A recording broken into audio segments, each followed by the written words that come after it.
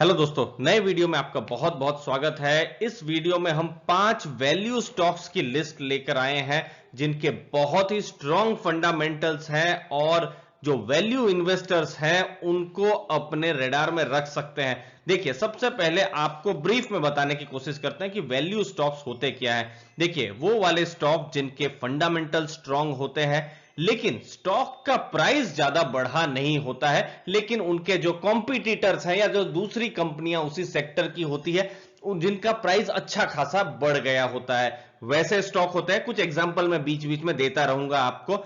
Low price to earning ratio होता है, price to book ratio भी इसका कम रहता है। Price to book ratio generally आप फाइनेंशियल कंपनीज को जब आप कंपेयर करते हैं तो फिर बहुत ही इंपॉर्टेंट रहता है। और ये जो वैल्यू कंपनीज हैं बहुत सारी डिविडेंड पेयर भी होती है, अच्छा खासा डिविडेंड भी पे करती है दोस्तों। तो ये 5 नाम तो है ही, लेकिन इन 5 नाम के अलावा 10 और नाम हम लेकर आए हैं। मतलब 5 + 10 टोटल 15 नाम हम लेकर आए हैं।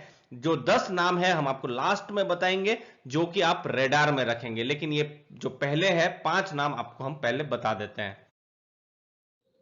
पहला नाम है state bank of India. Market cap है 3.3 लाख करोड़ की। प्राइस टू बुक इसकी एट्रैक्टिव है 1.3 के आसपास है। स्टॉक प्राइस अभी आप 371 रुपए के पास देखेंगे। डिविडेंड इसका नहीं है। देखिए, इससे पहले ये लॉस में ही चल रही थी और पिछले फाइनेंशियल ईयर में आरबीआई ने ही बैंक्स को कह दिया था कि आप लोग डिविडेंड पे नहीं कर सकते, तो इसलिए डिविडेंड यहां पर इसका नहीं है।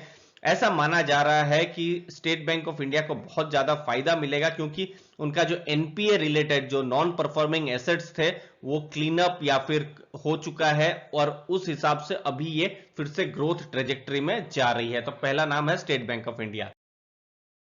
अगला नाम है दोस्तों लार्सन एंड टूब्रो। इसका मार्केट कैप है 2 लाख करोड़ का। प्राइस टू बुक अगर आप देखेंगे तो 2.8 है। फिर वैल्यूएशन में एक और जो इंपॉर्टेंट पैरामीटर है प्राइस टू अर्निंग 14.3 है और 5 साल का इसका average price to earning ratio आप देखेंगे तो 25 के करीब है दोस्तों। तो उस हिसाब से ये हम एक तरीके से हम देख सकते हैं थोड़ा सा अंडर वैल्यूड तो है ही। डिविडेंड पेइंग कंपनी भी है। डिविडेंड यील्ड जो है अभी का जो स्टॉक प्राइस है 1.25% का है और इसको जो फायदा मिलेगा क्योंकि अभी गवर्नमेंट ने अभी जो बजट अनाउंस किया है बहुत ज्यादा इंफ्रास्ट्रक्चर पर फोकस है, खर्चा करने वाली है गवर्नमेंट।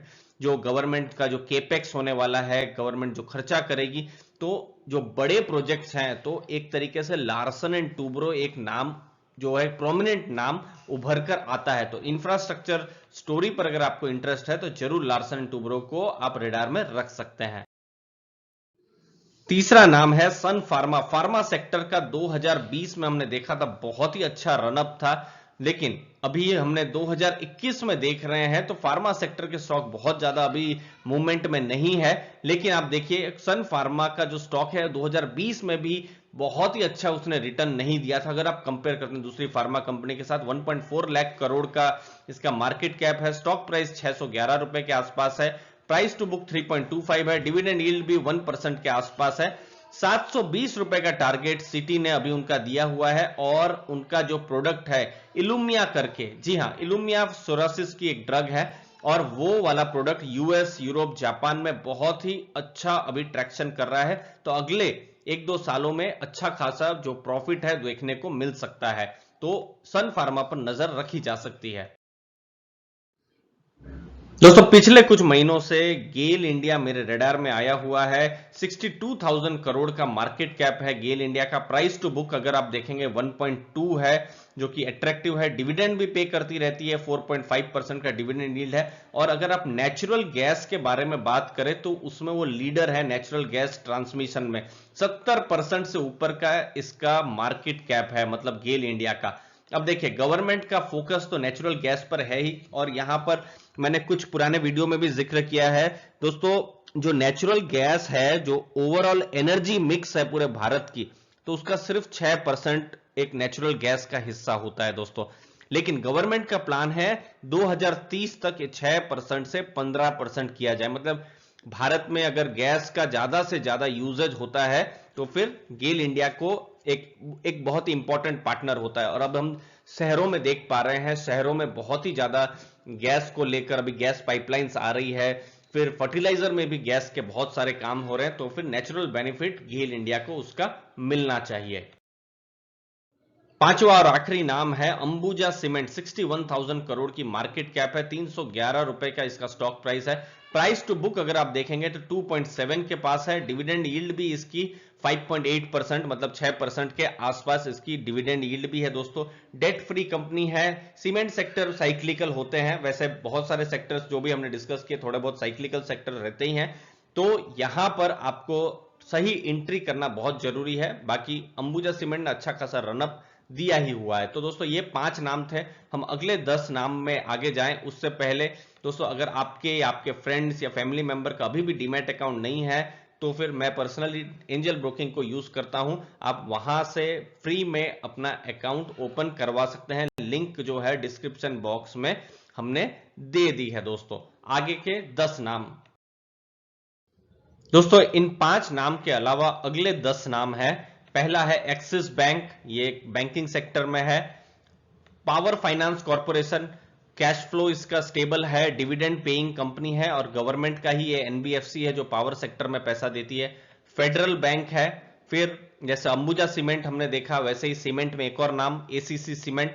एनटीपीसी, इसने जो थर्मल पावर है उसमें बहुत बड़ा नाम है, नेशनल थर्मल पावर कॉर्पोरेशन, जो कि वैल्यू बाई है, जिसको यूटिलिटी सेक्टर भी कहा जाता है। सीईएससी, ये भी यूटिलिटी सेक्टर में है, अच्छा खासा डिविडेंड भी उन्होंने दिया हुआ था अभी कुछ दिनों में। टाटा मोटर्स एक तरीके से टर्न अराउंड स्टोरी है, जहां पर जेएलआर अच्छा से अच्छे बिजनेस कर रहा है और अभी रिपोर्ट आई थी Q4 में जहां बहुत अच्छी सेल्स की है, हमने उस पर वीडियो बनाया था दोस्तों। सिप्ला ने भी अच्छा रिटर्न दिया हुआ है 2020 में, ये भी एक वैल्यू बाई है। फिर है बजाज ऑटो और लास्ट में है मदरसन सुमी। तो ये सब ऑटो सेक्टर से कुछ नाम थे। तो ओवरऑल ये 10 सेक्टर है जिनको एज ए वैल्यू बायर आप स्टडी कर सकते हैं। लेकिन ये जो रिपोर्ट थी उसका आधार क्या था दोस्तों,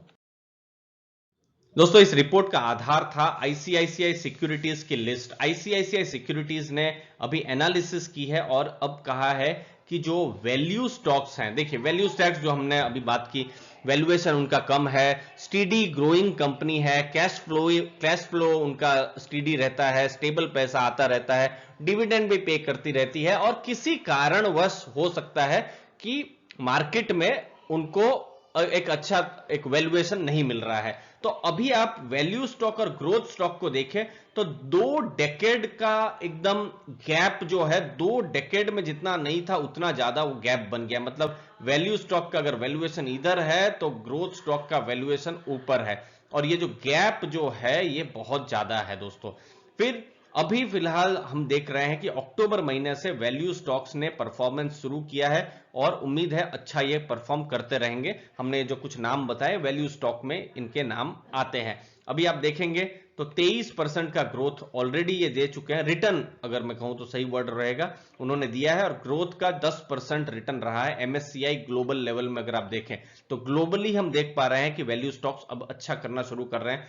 भारत स्पेसिफिक बात करें तो केपेक्स अभी गवर्नमेंट कर रही है खर्चे, जैसे हमने एलएनटी में एग्जांपल दिया। कॉमोडिटी प्राइसेस बढ़ रहे हैं, कुछ स्टील स्टॉक को भी आप देख सकते हैं, जो साइक्लिकल स्टॉक होते हैं थोड़े रिस्की होते हैं दोस्तों, तो वो भी वैल्यू जोन में है। और इंप्रूवमेंट जैसे जैसे इकोनॉमी में होगी तो फिर वैल्यू स्टॉक्स भी अच्छा कर सकते हैं दोस्तों। उम्मीद है आपको वैल्यू मिली होगी, लर्निंग हुई होगी दोस्तों। वीडियो अच्छा लगा तो जरूर वीडियो को जरूर लाइक कीजिए, चैनल को सब्सक्राइब कीजिए, बेल बटन जो है बता दीजिए दोस्तों, दबा दीजिए। आपके कमेंट्स का बिल्कुल इंतजार रहेगा, आप जरूर बताइए कि वीडियो आपको कैसा लगा दोस्तों। धन्यवाद आपके टाइम के लिए।